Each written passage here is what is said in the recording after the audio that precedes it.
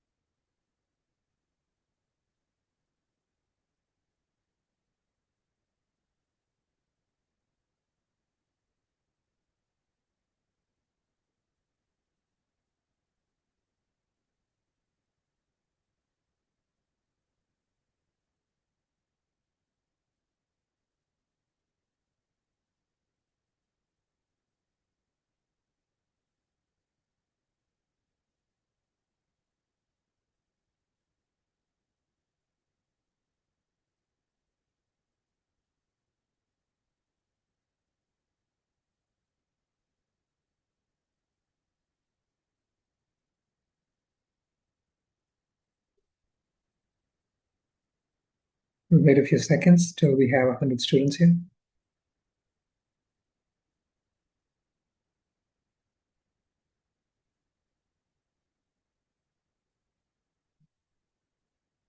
Hmm. Hope they're taking their time. Okay, good morning, everybody, and welcome to this third lecture in our series of lectures on convolutional neural networks. So here's a quick outline. We're going to go through a quick recap of CNNs, and then we're going to discuss backpropagation through CNNs. The grayed out topics are topics that we will discuss in the next lecture. So the story so far is that pattern classification tasks such as does this picture contain a cat or does this recording include the word hello are best performed by scanning for the target pattern. Scanning an input with a network and combining the outcomes is equivalent to scanning with individual neurons hierarchically. So the first level neurons would scan the input, higher level neurons would scan the maps formed by the lower level neurons, and a final decision unit or layer makes the final decision. Deformations in the input can be handled by pooling. For two-dimensional or higher dimensional scans, this structure is called a convolutional neural network. For a 1D scan along time, it's called a 1D CNN or alternately a time delay neural network. So does everybody remember all this? Just give me a yes. I'll move on. All of this familiar? Okay, I have a single yes. So I'll take that for a communal yes, right? So here's how the whole thing works. The general architecture of a convolutional neural network was as follows. You had several convolution layers. Within each convolutional layer, you had several maps where each map uh, identified or detected a specific feature at various locations in their input. Then you had pooling layers where the pooling operations operated on the more map-wise on the input maps to introduce some jitter invariance. So here's what the convolution layer look like. In a convolution layer, you have two stages of operation. First, each map in the convolution layer is computed from all of the maps in the previous layer. And the computation first results in an affine map, which is obtained by convolving a filter over the maps in the previous layer. And then we apply an activation function element-wise on this affine map to produce an activation map. So how was the affine map itself computed? For every one of the output maps that we wanted to compute, we had a filter. And the filter in turn had as many channels, planes, as the number of input maps. So we said that we also mentioned that maps are alternately called channels. So I'm going to use the term channel. So we have as many filters as the number of output channels we desire. And each output channel has a corresponding filter. And the filter itself has as many channels as the number of input channels. And the way we computed the output affine map, we did it using the corresponding filter. We placed the filter on the set of input maps, again, remember that the filter has as many channels as the number of input channels. So when you place the filter on the input channels, one channel of the filter sits atop each one of the input channels. And then we compute an inner product, which is basically an element-wise product of the filter elements with the value underneath, which we then sum up. And that gives you the affine map at one location. So this operation is performed while scanning the input with the filter to get the output affine map. Again, one filter gives you only one affine map. So if you want multiple affine maps, you would need multiple filters. Then to compute the activation map, we applied an activation function element-wise on the affine map. And this was the final output of the convolution layer. So more explicitly, here is the set of all dependencies. Every one of the input channels is involved in the computation of every one of the output channels, or the output affine maps. Each affine map is locally involved in the computation of the corresponding activation map. So all input channels influence every one of the affine maps. Each affine map only influences the corresponding activation map. So actually, let's have our first poll.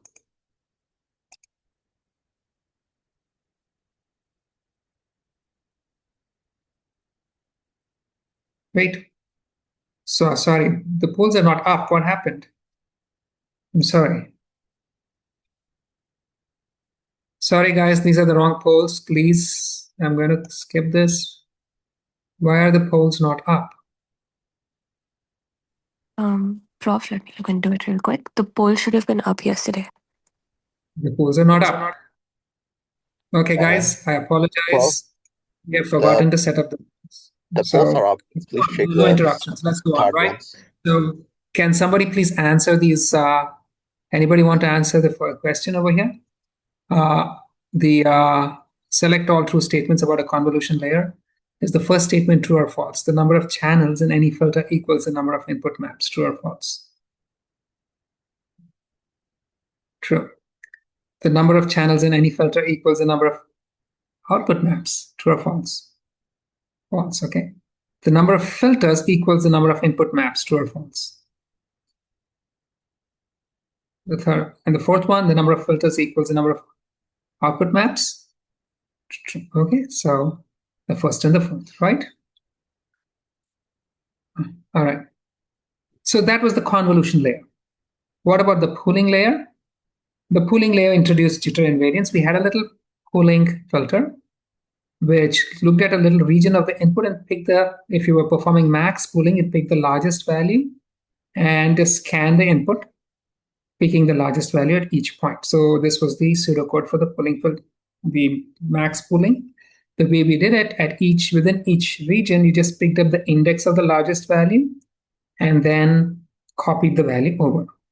Alternately, we saw we could perform mean pooling, where we would just compute the mean of all the values in the region, and then we'd scan. So here was the pseudocode for the mean pooling, right?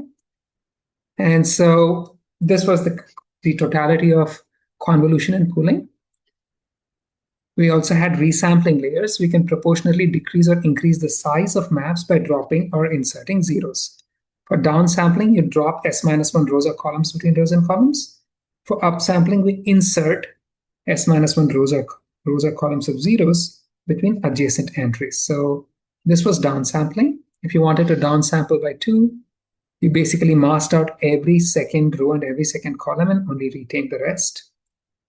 And if you wanted to increase the size of the map, say by a factor of 2, you just introduced a row and a column of zeros between adjacent rows and adjacent columns. We also saw that in practice, we don't actually separately perform convolution and downsampling or pooling and downsampling. Instead, we perform convolution or pooling with a stride, where the stride accounts for the downsampling. So also in the case of upsampling, in the case of upsampling, you actually generally do introduce zeros and then perform a convolution. And upsampling is always followed by a convolution layer. No other operation makes sense. So upsampling is not useful as the final layer of a CNN. You'll just have a bunch of zeros. And we also saw that when we have upsampling followed by convolution, we like to call it convolution with this with a stride, right? Doesn't this lead to unnecessary computation for downsampling? You're just going to convolve with a stride, so you're not going to be computing anything unnecessary. Whereas if you split the operation into two, you would have unnecessary computation. Did I answer, Edward? Right. So moving on, here is the summary. When you have pooling with downsampling, you just merge these two into pooling with a stride, convolution followed by downsampling. The two operations are merged into convolution with a stride. Upsampling followed by convolution. There are actually two separate operations, but we like to think of it as convolution with a fractional stride. So then a recap of the whole operation. If you were to perform an image classification task on images, the input would be an image with three different colors. They'd form three channels. Then you'd have a series of convolution and pooling operations where the filters for convolutions would be cuboids. Pooling is going to operate map-wise on each map with, say, max or mean pooling. And typically pooling is combined with downsampling, so pooling is performed with a stride. And then the final layer, the output of the final layer is flattened, and that's passed through an MLP, which computes the output of the CNN. That's the entire operation. So the learnable parameters are all of these filters and the parameters of the final MLP. So how do we train the network? Training is as in the case of a regular MLP. The only difference is in the structure of the network.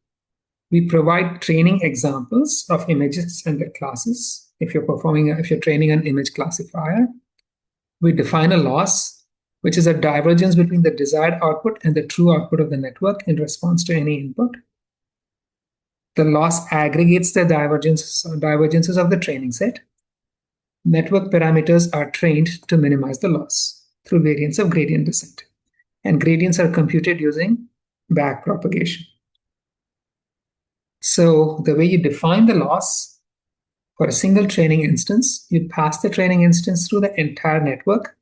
It's going to give you class probabilities for all of your classes. You have your desired output, which is typically 1 hot, with a 1 for the true class and 0 for everything else. You define a divergence between the two, typically a cross entropy loss, which is the same as a KL divergence. And then, so this is what it would be, right? Given a training set of input-output pairs, the divergence on the ith instance is going to be the divergence between yi, which is the output of the network in response to xi, and di, which is the desired output of the network. The average of these divergences is your loss, and the loss is a function only of the network parameters, and you're going to minimize the loss with respect to these parameters using gradient descent. So once again, the training loss is the average divergence over all the training instances. If you want to perform gradient descent, you'll be computing the derivative of the loss with respect to each of your parameters, which is just the average of the derivatives of the divergences for the individual training instances with respect to the parameter. And this guy over here is what we need to compute. And so that's what we'll focus on in this class. How do you compute the derivative of the divergence of the network with respect to any individual parameter? So again, for the final MLP, you can do this using straight up rules of backpropagation that we know. And that's going to finally give you derivatives not only for all of these weights, it's also going to give you derivatives for this set, the inputs of the MLP. Now, these inputs were just flattened versions of the final layer of the network. So we can fold these derivatives back into the same shape. And so now going back, you have derivatives of the divergence of the network with respect to all the elements of the final layer of the convolution portion of the network. Did this make sense, what I just said? Yes or no? Did that make sense?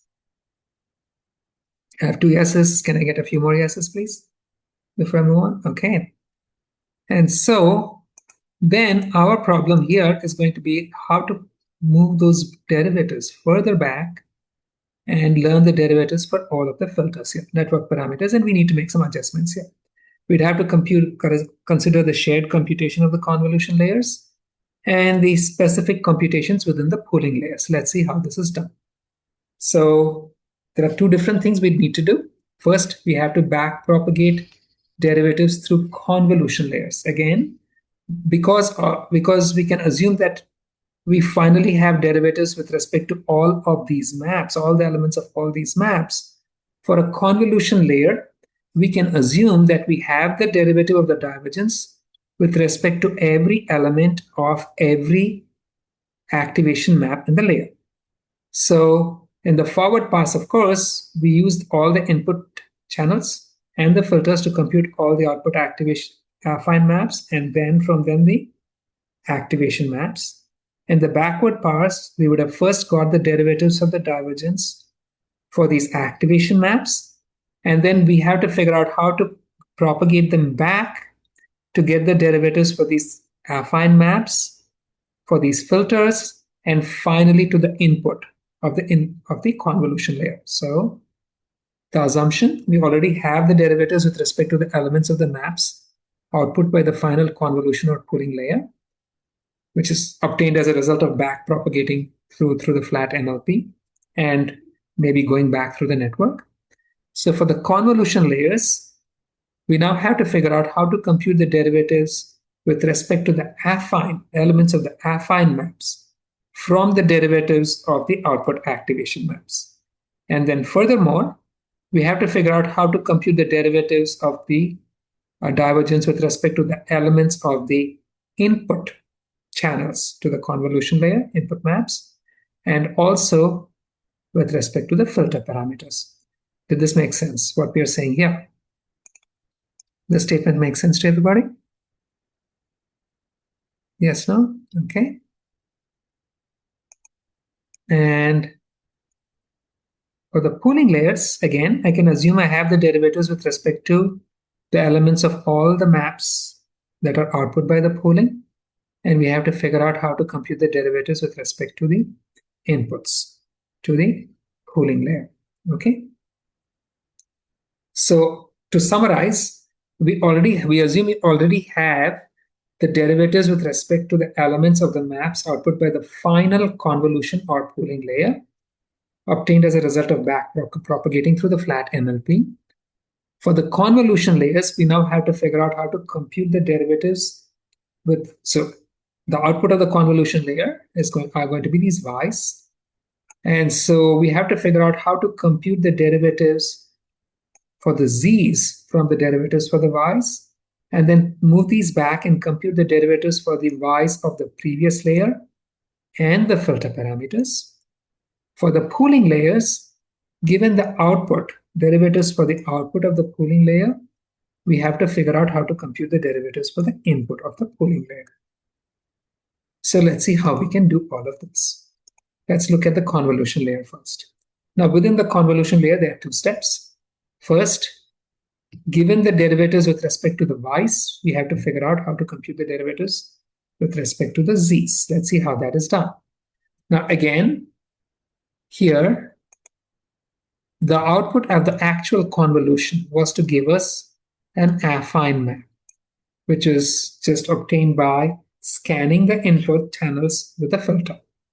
Then we applied an activation function pointwise on the elements of this affine map to get the activation map. So each affine map only influenced the corresponding activation map. Going back, so the element in Z was operated on by an activation function to give you Y. So going back now, if I'm computing my derivatives, I can assume I have my derivatives for all the y's. So which means that I have all the dy d divergence over dy, right? And now I must figure out how to compute the derivatives for the z's. That's easy enough. Without looking at the slides, given that y equals an activation function applied to z, given the derivative for y, how would you compute the derivative for z? Anybody? Without looking at the rest of the slide, can someone tell me? How would you do this? Anyone? Chain rule? And what is the exact formula you'd get? Someone? What is the formula you would get? Dependency derivative. Come on, guys. It's easier than that. Someone? All right, let me just break the suspense. Yes, thank you, Edward. That's just going to be the derivative with respect to the element of y times the derivative of the activation function that converted z to y. This is the chain rule, right? Yes or no? Yes or no, guys? Yeah, that should not have been a surprise, right? You should have known this all along. And so that means now I have the derivatives with respect to all the elements of all of these z's. I now have to figure out how to pass those derivatives back to compute the derivatives for the filters and the input channels. So again, when you're backpropagating through an affine map, in the forward affine computation, we computed these affine maps. Basically, when I compute an affine map for the Lth layer, I'm going to have a bunch of channels, output channels. Within each output channel, I have several positions. Each of these is going to be computed using all the positions of all the channels of the input, namely the L-1th layer, and the filters corresponding to the Lth layer. So now, given the derivatives with respect to these z's, I must figure out how to compute the derivatives with respect to these y's and the filters. So let's see how this goes, right? First, how do I compute the derivative for the y's given the derivative for the z? Let's look at this again. So during the forward pass, you had all of these input channels, and these input channels were used to compute the affine maps. We're assuming that backprop has given us the derivatives of the divergence with respect to all the elements of these affine maps. So we have to figure out how to move this derivative back to here. This illustration clear to everybody, exactly what we're trying to do. Anyone? Is this clear? Okay, that's the same. That's a very muted yes. Okay. Now, to do this, we have to consider all the dependencies, right? Now, if you consider any particular output affine map, this output affine map was computed using the corresponding filter. And the filter had, as this is so the Lth map used the Lth filter. And the filter had as many channels as the number of input channels, right? And each channel of the filter operated on the corresponding input channel in computing this affine map. So every one of the input channels influenced the output activation map through the corresponding channel of the filter used to compute this map. So is this influence picture making sense to everybody? Yes, Bruno, we will need it. Is this influence picture? Okay. So if I look at it carefully, every one of these input channels is used in computing each affine map. So just simplifying the picture, the nth input channel influences the Lth output channel through the mth channel of the Lth filter, right? So if I were to draw all influences, every input channel influences every output affine map, and all of these output affine maps influence the divergence. So if I were to focus on just one input map, because I want to compute the derivative of the divergence with respect to figure out how to compute the derivative of the divergence with respect to this map. that has all of these influences. The mth input channel influences all of the output affine maps. So it influences the nth output map through the mth channel of the nth filter, right? L stands for layer. So this is the filter number here. This is the filter number. This is the input channel. So the mth input channel influences the nth output map through the mth channel of the nth filter. This makes sense to everybody? Over here? So I don't see a DL on the slide if I do. Okay. And so if I were to write the derivative of the divergence with respect to this guy, I would have to sum over all of the output affine maps. So the derivative of the divergence with respect to the mth input channel is the sum over all the output affine maps of the product of the derivative of the divergence with respect to the affine map times the derivative of the affine map with respect to the input channel. So is this equation making sense? We are summing over all of the output channels, and over all the output channels, we are summing the product of the derivative for the affine map and the derivative of the affine map itself with respect to the channel. Is this making sense to everybody?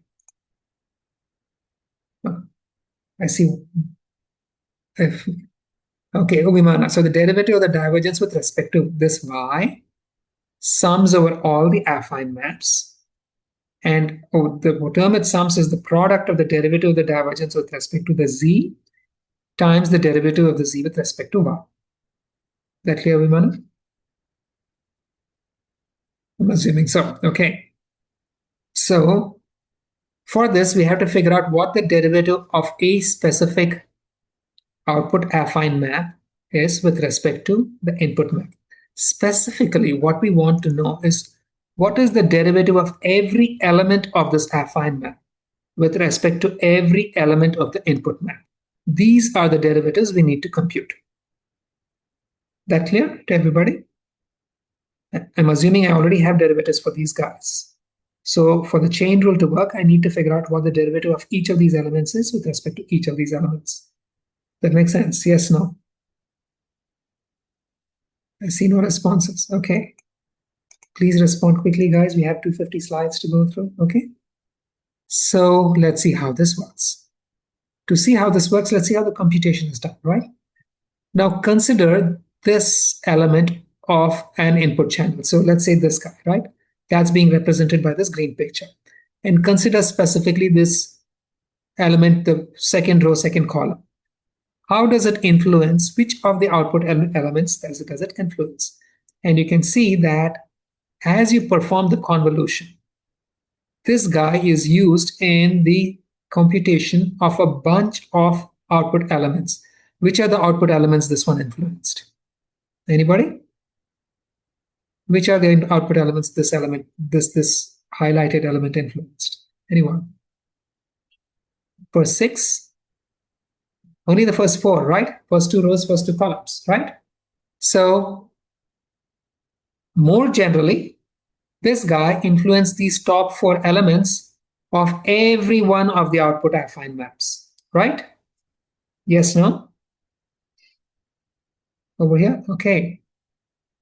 So if I want to compute the derivative of the divergence with respect to this element, I would have to sum over all 16 of these guys. And the term I would have to sum is the derivative of the divergence with respect to each element times the derivative of that element with respect to this guy. This makes sense, this equation? I'm summing over all the maps. Within each map, I'm summing over all the elements influenced by this guy. And over all the elements, I'm summing the product of the derivative of the divergence with respect to the element and times the derivative of that element with respect to the y term that I'm trying to compute the derivative for. So let's take a close look at this. We have these guys. The term we really want to compute is this one. What is, say, the derivative of this term with respect to this guy. How do I compute it? So let's take a look.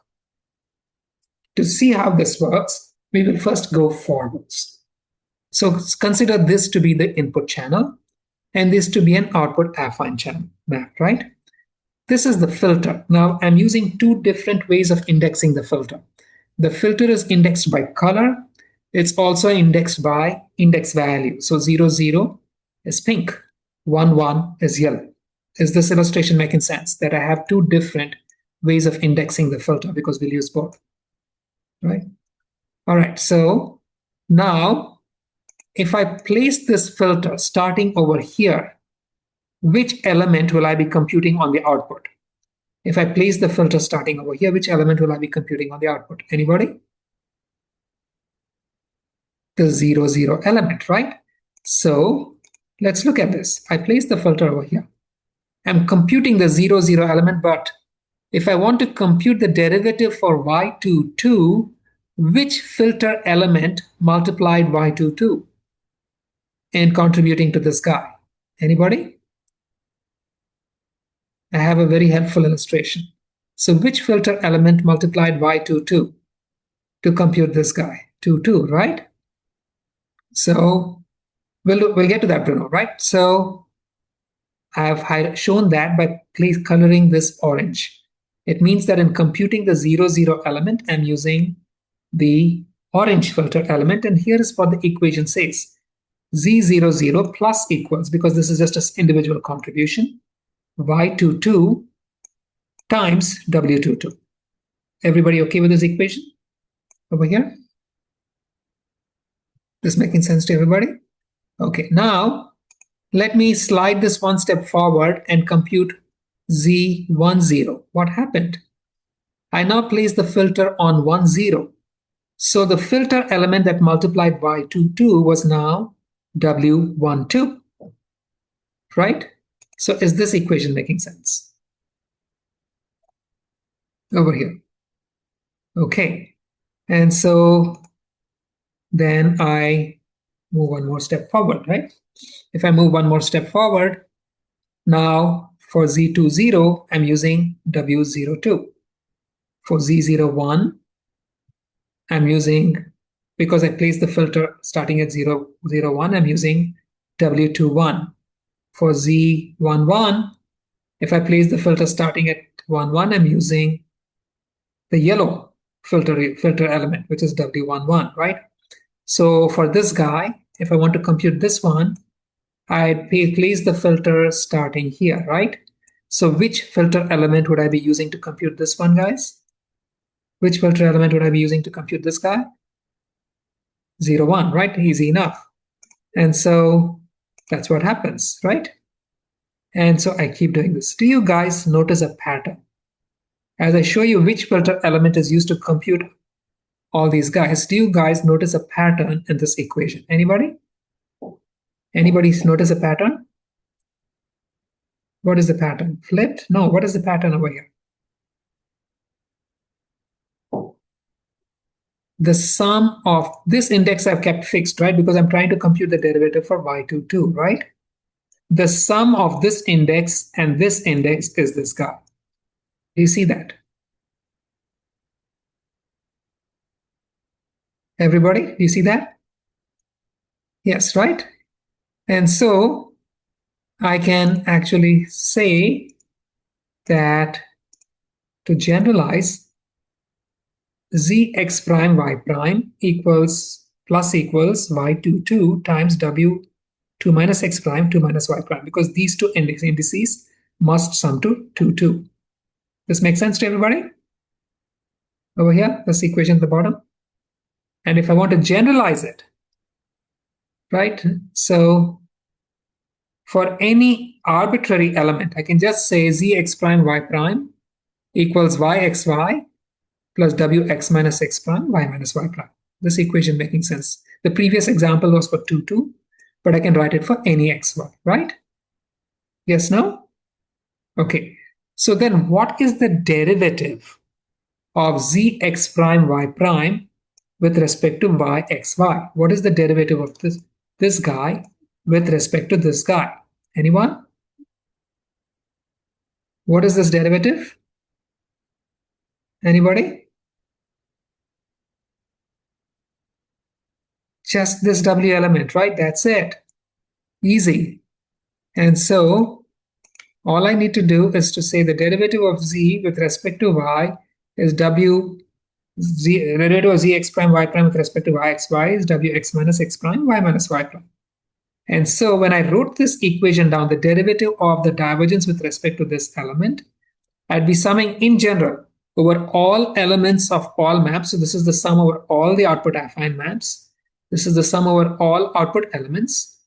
The derivative of the divergence with respect to the element times the derivative of the element with respect to y, the corresponding y, and we know that the derivative of this element with respect to y is simply the derivative of zx prime y prime with respect to yxy is simply the weight x minus x prime y minus y prime, right? I'm not mentioning the other indices because we are always referring to a specific input channel and a specific output channel at a specific layer. So is this equation making sense to everybody? I just derived the entire formula for this. This equation making sense to everybody? Was it complicated? Was that complicated?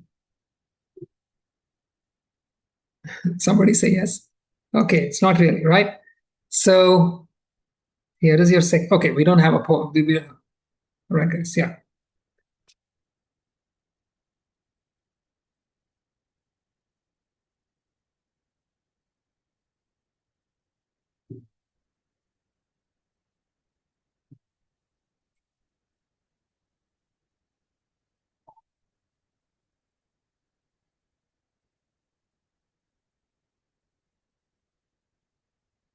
X prime is any index of z, right? We have to sum over all the indices of z. So x prime and y prime are the z indices of Vimana. That answer your question? Okay. So I'm giving you 5 seconds, guys. This is an easy poll. All right. So anybody want to answer the first question, true or false? First one, true or false? Are you guys there? Okay, and the second one, true or false? Okay. So both statements are true. To compute the derivative at a single affine element y lmxy, we must consider the contributions of every position of every affine map at the next layer, and the derivative for a single affine element, not affine activation element, will require summing over every position of every z map in the next layer. Okay. So here is what we have. The derivative of the divergence with respect to the xy element of the mth input channel from the L-1th layer sums over all n output channels. Over all output channels, it's summing over all positions. And at each position, the term you're summing is the product of the divergence with respect to the element of the output activation map at that position times the filter value at x minus x prime, y minus y prime, right? So why one cell of z is only influencing one cell of y, right? No. So if I look at this cell of z is going to be influenced by all the y's, but we are looking at a specific y, see, and a specific y is going to influence a specific z. There's only one connection between any y element and any z element, right? So, but then this is actually just a convolution. It looks like a complicated equation, but it's much, much simpler than that. To see how, let's look at what happens, right? When I compute this formula, I'm going to see what happens. So if I want to compute the derivative for, say, y22, right? I'm just going to plug in this formula. The derivative of the divergence at x prime y prime with respect to zx prime y prime times w x minus y x prime y minus y prime, right? So for y22, I'm multiplying the derivative for z00, so x prime is 0, y prime is 0, which means x minus x prime, y minus y prime is just xy, right? And in my example, x and y are 2, right? So the derivative for y22 is the derivative at Z00 times W22 as shown by the orange. Is this making sense? What we've got here, just this equation, okay? And then plus the derivative at 10 times W12 plus the derivative at 20 times the weight that was used in computing it, right, which is W02, plus the derivative at 01 times the weight that was used in computing it, which is W21, right, plus the derivative at 11 times the weight that was used in computing it, which was W11, plus the derivative at 21 times the weight that was used in computing it, which is W01. So did this equation make sense? How I just generated this plot?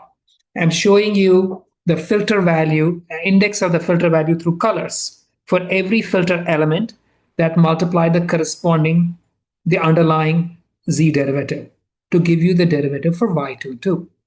So is this making sense? All of you guys? Okay. Do you see a pattern? Do you see a pattern? What happened? What's the pattern you see? Anybody? What is the pattern you see? What is the relationship of this picture to this picture? Rotated? The filter is flipped. So what we did was we flipped this filter top to bottom, left to right. So we were trying to compute the derivative at y22. So we flipped the filter, top to bottom, left to right, and positioned it so that the 00 element sat on top of 22. And then you sum this up, right? We put the flipped filter on top of the z derivative map and then summed it up. Do you guys see that? Right? This is what we did. We flipped the filter, sat the filter, flipped filter sitting on top of 2 with the 00 element on top of 22, and then computed an inner product, and that gave me the derivative for 22. Make sense to everybody?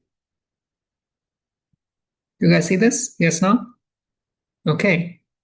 Or more generally, if I want a derivative for yxy, what I do is flip this filter, place the filter such that the 00 element is sitting on the xy element of the z derivative map, and then compute an inner product. So is this equation making sense to you guys from the picture? Is this making sense? Yes or no?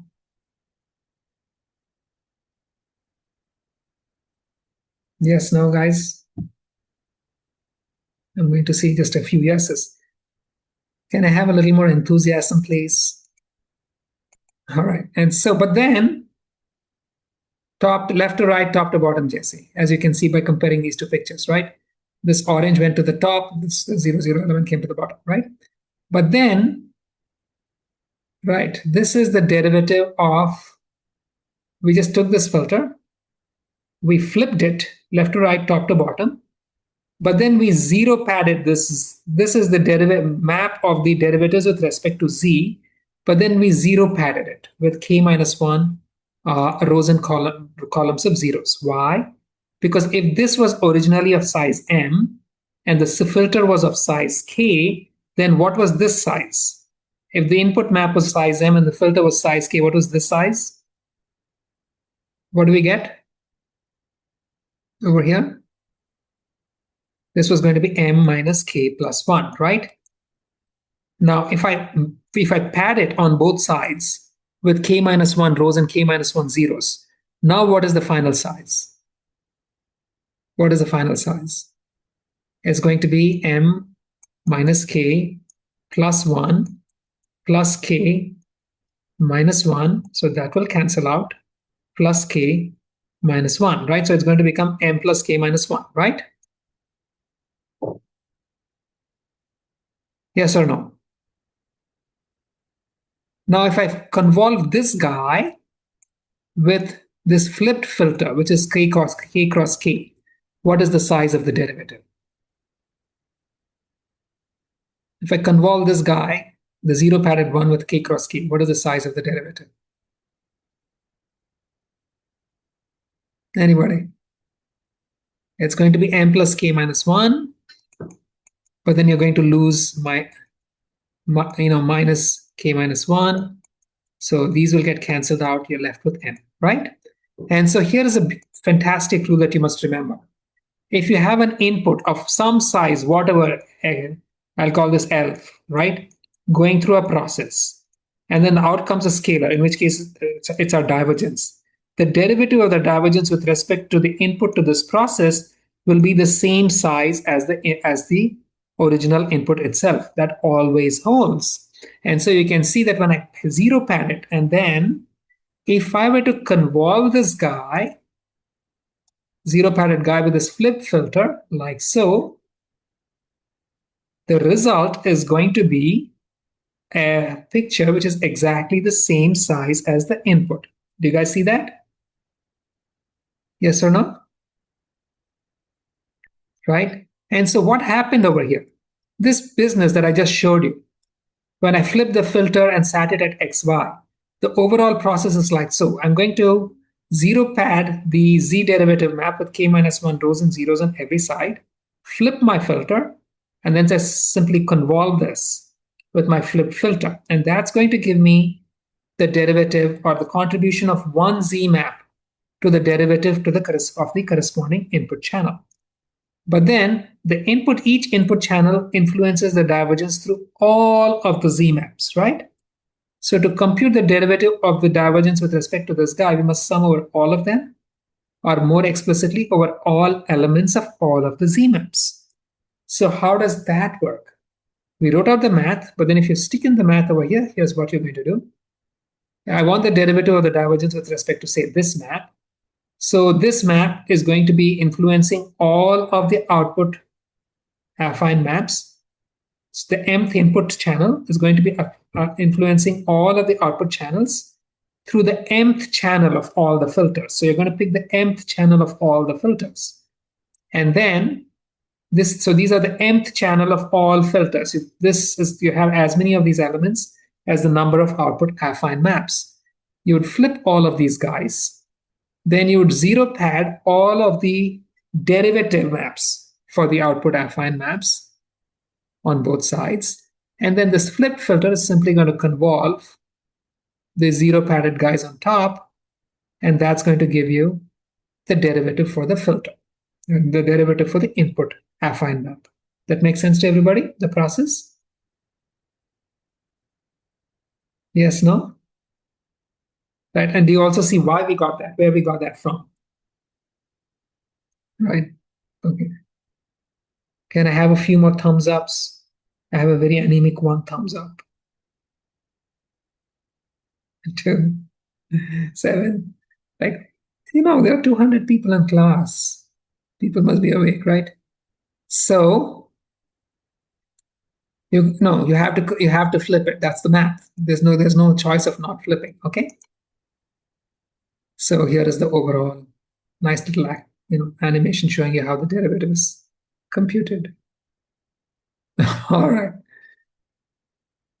And so we continue. So you zero pad it, and you continue to compute elements for the derivative map as long as the flip filter has at least one element in the unpadded in the unpadded z map derivatives. And we saw that if you work through the math that's going to give you a derivative of the size of the input itself. So the sizes work out, which means that if the y map was zero padded in the forward pass, the derivative map will be the size of the zero padded map. And then you're going to have to throw away the zero pad regions, because what you really want is just the derivative of the original map itself. So, questions?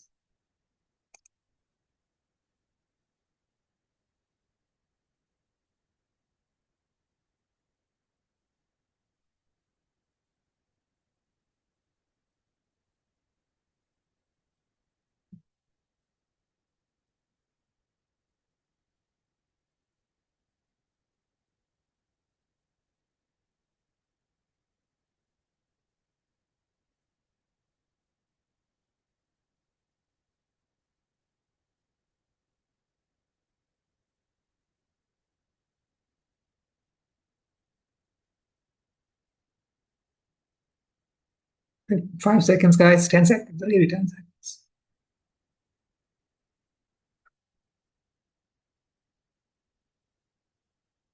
Okay, let me end this poll.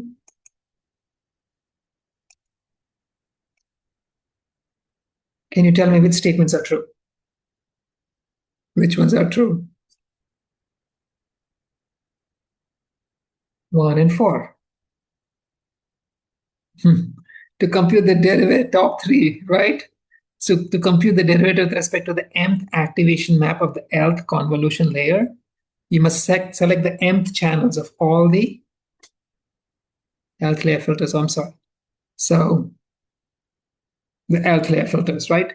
The filters must be flipped left, right, up, down, and they must convolve the derivative maps. Okay, sorry. To compute the derivatives for the lth layer, we must start at the L plus 1th layer. So we must select the mth channels of all the L plus 1th layer filters. They must be flipped left, right, and up, down. And then they must convolve the derivative maps for the L plus 1th layer affine values, right? So everybody okay with this, I'm assuming. Most of you got it. And so the overall computation for algorithm for computing the derivative with respect to y L minus 1, you're computing this using the formula that we just saw. But this formula, instead of implementing this formula blindly using loops, you can do this using convolution with a flipped filter, right? So I have a pseudocode for this. I'm going to skip the pseudocode. Can I assume now, or am I being optimistic, if I assume that this has been understood? Can I assume that this has been understood? Can I get some yeses, some thumbs ups, and a not very anemic number of thumbs ups? So like 25, I think, is a healthy number. You disappoint me, guys. It stopped at 18. I was hoping for 25. You stopped at 18. Guys, wake up. I'm putting some effort into this. Thank you. So the third thing we are left with is how to compute the derivative with respect to the filters, right? So let's see how we do this. Again, we have to consider all influences. And so consider this filter. This is some really bad animation because matplotlib is disgusting and changing the color maps continuously as it draws plots. But consider, say, the central element of this filter. You can see that when you're computing an affine map, this central element of the filter is used in the computation of every one of the output affine values. Can you see that over here as the filter scans? Yes, no? Okay, so that's a single yes. And so I want to, basically what happens is that each filter element over here is going to be influencing just one output affine map because the filter only is used only in the computation of a single output affine map. Moreover, each filter element comes from one specific channel of the filter, so it's only going to invoke the corresponding channel of the input. So let's see how this works out, right? So these yellow patches are representing the input channels. This is the output channel. And now, if I want to figure out which output elements this filter element influences, this is filter element. If I use 0 index, it's 1, 2, right? So filter element 1, 2 multiplies y1, 2 to compute z0, 0. And there's some additional, additive terms. Is this making sense to you guys? Do you see this? Filter element 1, 2, right? So now it multiplies y22 to compute z element 10. Do you guys see that too? If I place this at 10, it computes z10, but the filter element itself multiplies y22, right? Yes, no? Okay. And then it multiplies, in computing z20, it multiplies y32, and so on, right? Do you see a pattern? Do you see a pattern? over here? Yes or no? Do you see a pattern? What is the pattern? Okay. What's the pattern over here? Once again, you're going to find that ZXY, the index, these two indices always sum to give you this index, right? Check down the column. So ZXY, if you see the contribution of W12 to ZXY, that comes through YX plus 1, Y plus 2. I'm using this Y twice, but I don't think it causes much confusion. So do you see this equation over here? Yes? Can you guys see this? Right? Can you generalize this equation to any Wij? How would you generalize this to Wij? What would it be?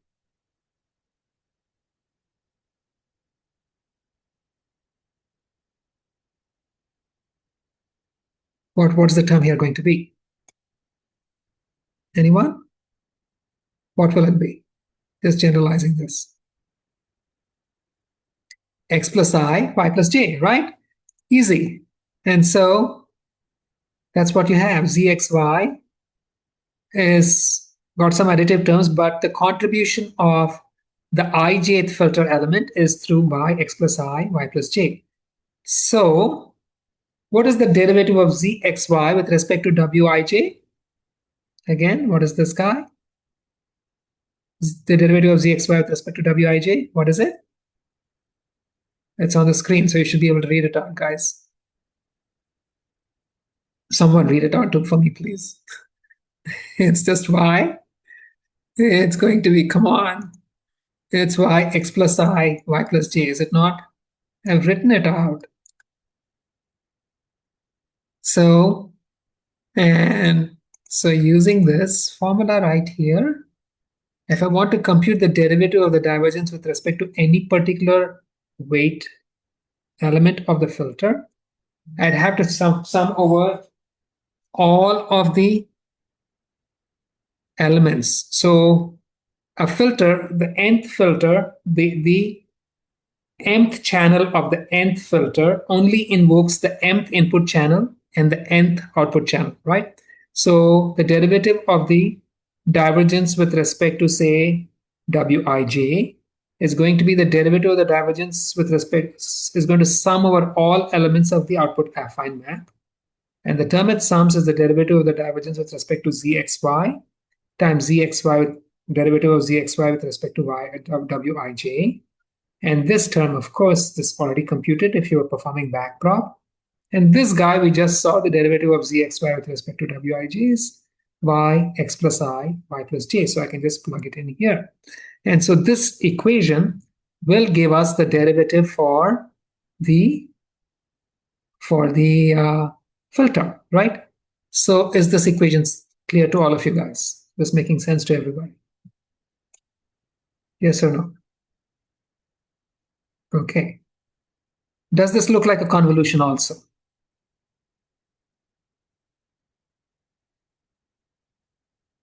The answer should be yes. Why?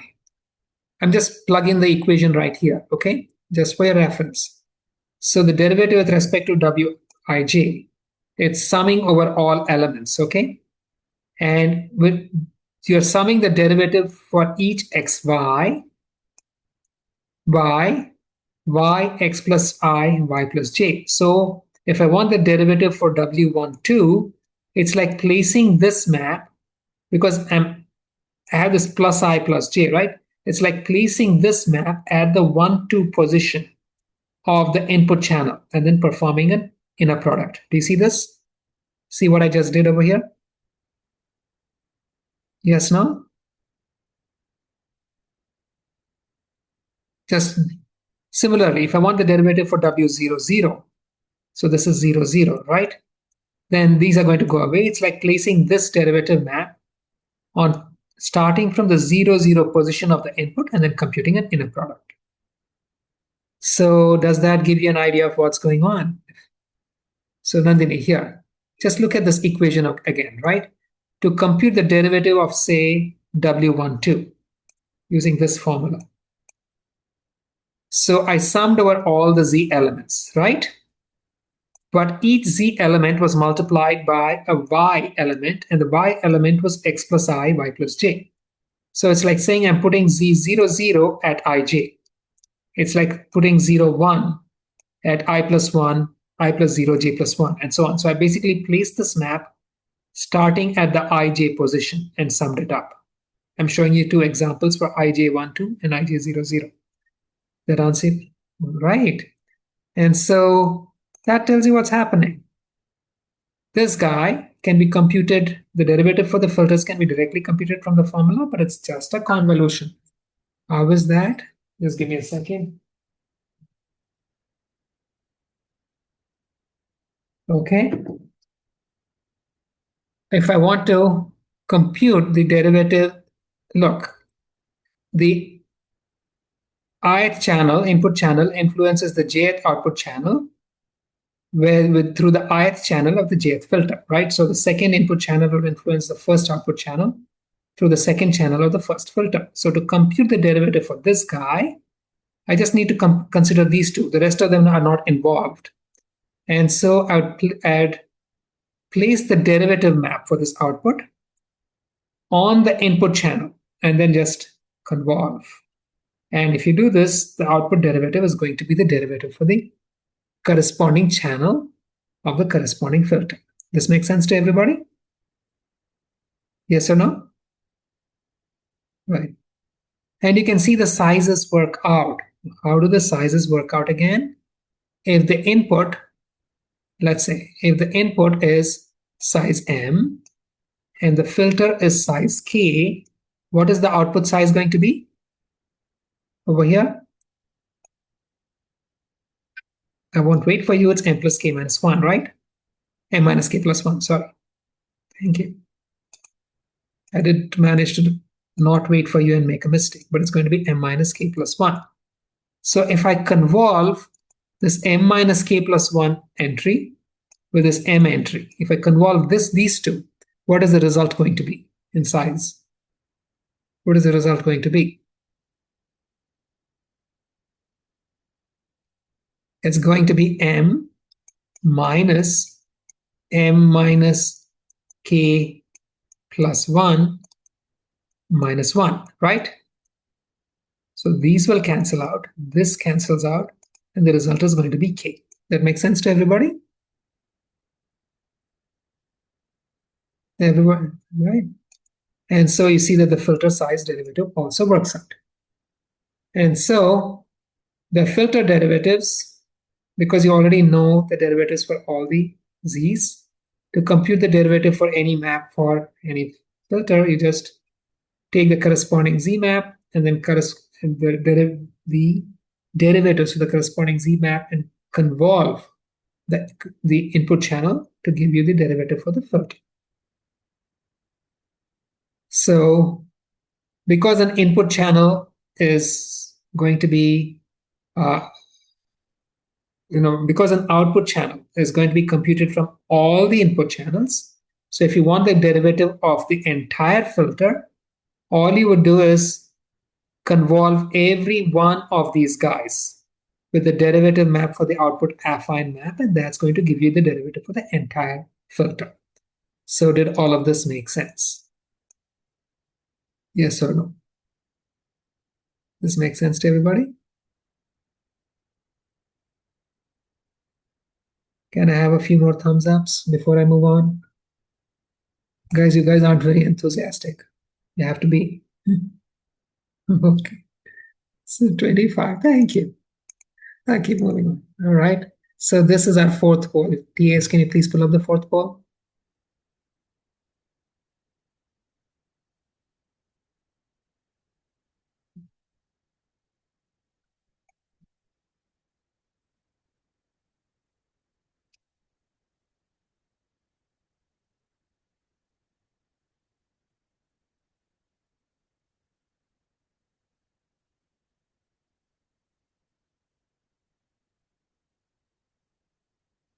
15 seconds, guys.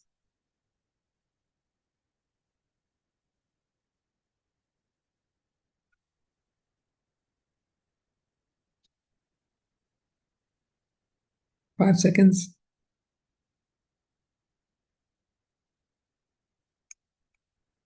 All right. Which ones are true? So which ones are true, guys? Just one. You don't flip, right? Did we ever flip over here? We never flipped anything, correct? To compute the derivative for the input channels, we had to flip the filter.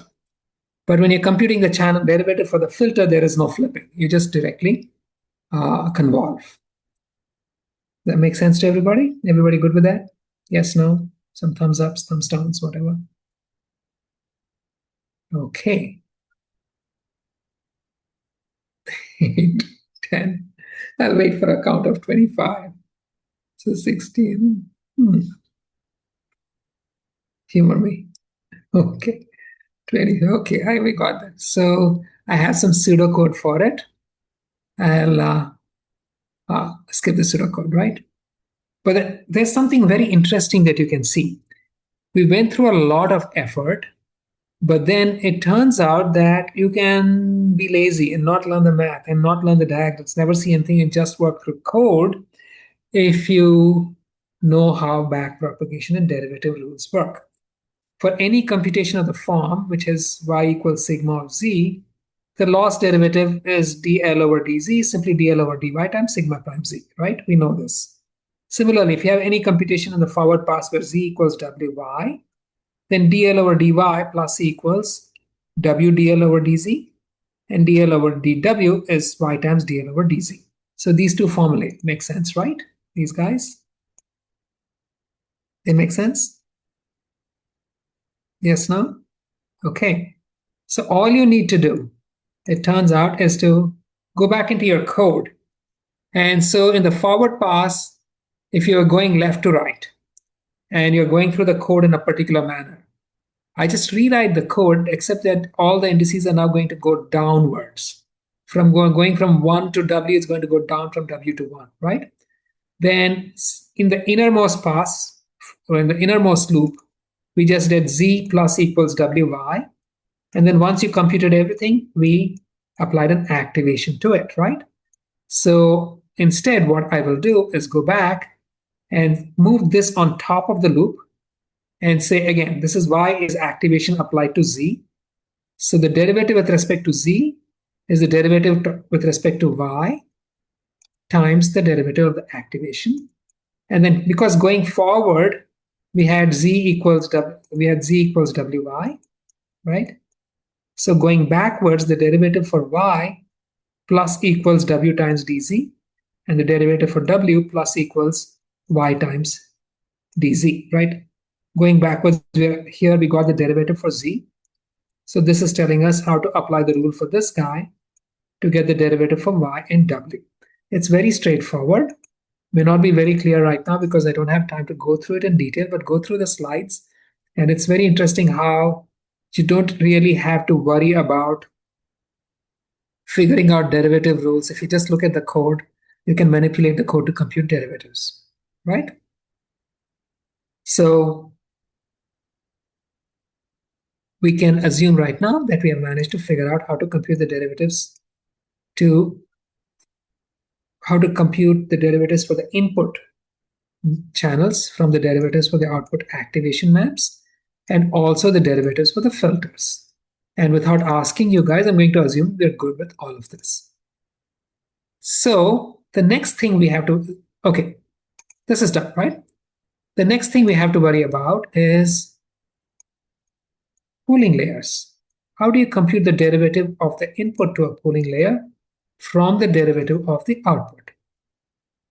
Now, what do pooling layers do? Pooling layers pool groups of values to reduce jitter sensitivity, right? They scan with a pooling filter. The most common pooling is max pooling. You look over a small window, pick the largest value, right? If these guys were 1, 6, 3, 1, 3, 6, and 5, the largest value is 6. You're just going to copy that 6 over.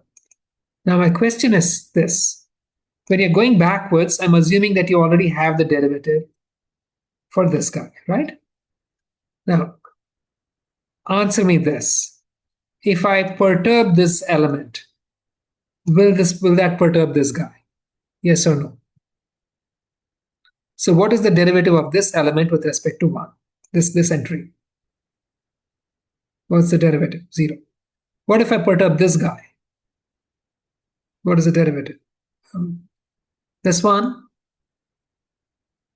perturbing this guy will not change the output, so this derivative should also be 0, right?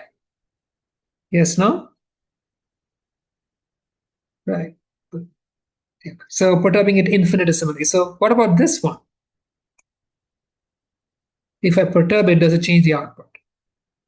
So the derivative for the output with respect to this element is going to be, what's it going to be? 1. Okay. That's the basic rule. Which is why when we perform max pooling in the forward pass, we stored the location of the largest value and then copied the value over. And this is what we did when we were going forward, right? When you're going backwards, we take advantage of the fact that only the element that was largest influenced the output. And so since while going backwards, you already have the derivative over here, the derivative at the input to the pooling, you can just copy this guy over to the location of the largest, and these are going to get 0. So the derivative with respect to YKL equals the derivative of, KL, the KL position of the input to the pooling is the same as the derivative with respect to the IJ element of the output of the pooling if this KL was the index that was copied over and 0 otherwise, right? So did this whole principle make sense over here? Through my scribbled picture, did this make sense? You just copy this over, right? Okay. Can I get a few more yeses? Thumbs ups? Waves? So, okay. I've become less greedy. Alexa 15. So in the forward pass, we had the first stored the, when you were doing max pooling, we stored the position of the largest and then copied the largest value over. In the backward pass, we just copy the value over to the position of the largest. Now, why am I using plus equals over here? Anybody? Why am I using plus equals? Anyone? Why am I using plus equals over here? Because it's a sum? Anybody else? It's a max pooling. There is no sum, right? Next step. Someone else. So what would happen here is if I'm performing max pooling, right? So if I were sliding by, say, so let's say I'm stepping forward by just 1. And so then let's say this guy is the maximum element going forward. So then this guy is going to get copied over here, right? Then let's say I stride by 1. And this guy remains the maximum element. So the same guy is also going to get copied over here, right? This makes sense to everybody? That a maximum element could be the max in multiple windows. And so when you go backwards, all of these derivatives are going to get summed up to get the derivative out here, which is why we have a plus equals in this pseudocode. Is that clear to everybody? Yes, no? Okay. Can I see some thumbs ups again? All right. So the other is mean pooling. When I perform mean pooling, then I'm taking the average of all of these guys and copying them over, right? Now going backwards, I have the derivative over here. How will this derivative get copied back and get passed back? Anybody? How is it going to get passed back? What happens? like softmax. This is the average of all of the guys going in, right? It's just going to be distributed uniformly over all of these elements, is it not? Just look at this formula here. Right, so this is this divided by 4 plus this divided by 4 plus this divided by 4 plus this divided by 4. So each one was multiplied by 1 over 4 and then they were all summed to give you this guy. So when you go back, this element is going to get distributed backwards to all 4 with weight 1 over k squared. This makes sense to everyone? No? Okay. So Yvette, where did I lose you? K squared, because this is k and this is k. So 2 cross 2. That answer you? Okay. Right. Okay. And so here is the pseudocode. When you're going forward, you just compute the mean of the window. When you're going backwards, the derivative at any element is distributed uniformly over all of the entire region that was used in computing this element. Why am I doing a plus equals again over here? Why do we have a plus equals? Anyone? To account for overlapping windows, right? Perfect. And so we've seen how to compute the derivative for every element of the network. So going forward, the input would go into the network. It goes through the entire network, and then you get an output. Then you can compute the divergence with respect to the desired output. And then you can perform backprop using the standard MLP backprop rules to get the derivatives here. Fold those derivatives back into these channels. And then use the rules that we just saw to pass those derivatives backward through pooling and convolution layers to compute both the derivatives of the input to each operation and also the filters themselves. And eventually, of course, you can also get the derivatives for the input to the network itself. Any questions? Did all of this make sense? Yeah. We have a few minutes. I finished 3 minutes early. Did all of this make sense? Any questions? Right. So the CNN is a supervised version of a computational model of mammalian vision. It includes convolution layers comprising learned filters that scan the outputs of the previous layer, followed by an activation, and pooling layers that operate over groups of outputs from the convolution layer for jitter invariance. You can have optional resizing operations typically performed through strides greater than 1 for downsampling or interpolation of zeros for upsampling. The parameters of the network can be learned through regular gradient descent, where gradients are computed using backpropagation. So computing derivatives for convolution layers is simply also a convolution operation. You convolve transposed filters with derivative maps of the output for derivatives of input maps. And then you convolve the input maps with the derivative maps of the output for the derivatives of filters. Backprop of pooling operations redistributes the derivatives of the output over all the inputs that actively contributed to it.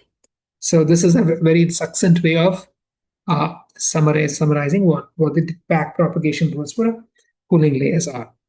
So we'll stop right here. That's the end of this lecture. I'll wait a couple of minutes for questions. And then first, did the lecture make sense to everybody? Mrinalini will answer that in next class because we have not addressed upsampling and downsampling so far, right? So, okay, since the class is over, I'll wait for 30 thumbs ups and then we can wait for any questions. Okay. Oh, wow, we got 30. Fantastic. All right. Any questions, guys? If not, let me stop the recording and thank you all very much for